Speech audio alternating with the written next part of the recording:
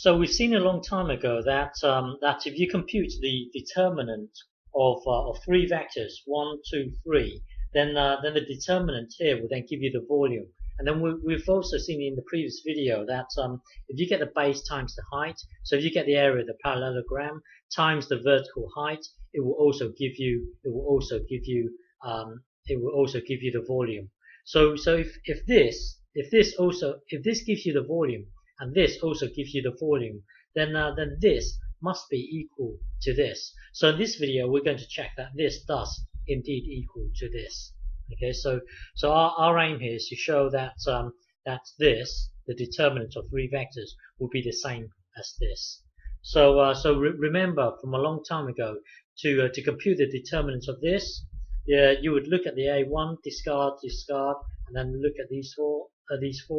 So these four here will be this, and then the next one will be minus A2, discard.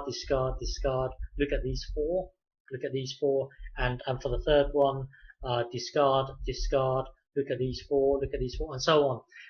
So the determinant here equals this. So now we're going to try and work this out and make sure that this does indeed equal this. Okay, so let's try and work this out now.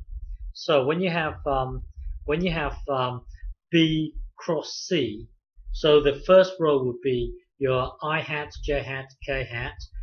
The first vector would be all the components of the first vector would be these three. All the components for the second vector would be these three, and then now compute the determinant of this. So it would be I, discard, and then look at this. So this is your I, and then when you discard, look at these four, and then the next one would be minus, and then look at the J hat, discard.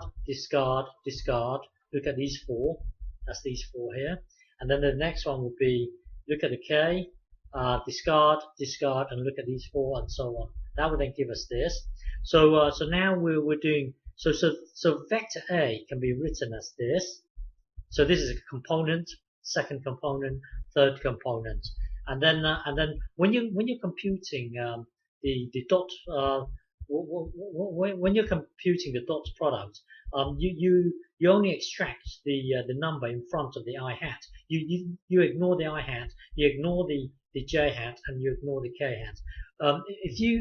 If you go back and have a look how you compute the dot product, you don't actually take into account I hat, J hat, K hat. You just look at the number in front of it. And by the way, this is a number because this number here is in fact this times this, take away this times this. So you to compute the dot product of this, you just look at this thing here. So rewrite this as a vector, and let's rewrite this as a vector. So now the dot product will be this times this whole thing here. That's this thing here, and then plus this times this whole thing here. You've got a minus here, so that's your minus there. That will then give you this, and then the last one will be this times this. That will then give us this, and then if you look at this, this is exactly the same as what we did earlier, the determinant, which is exactly the same as this.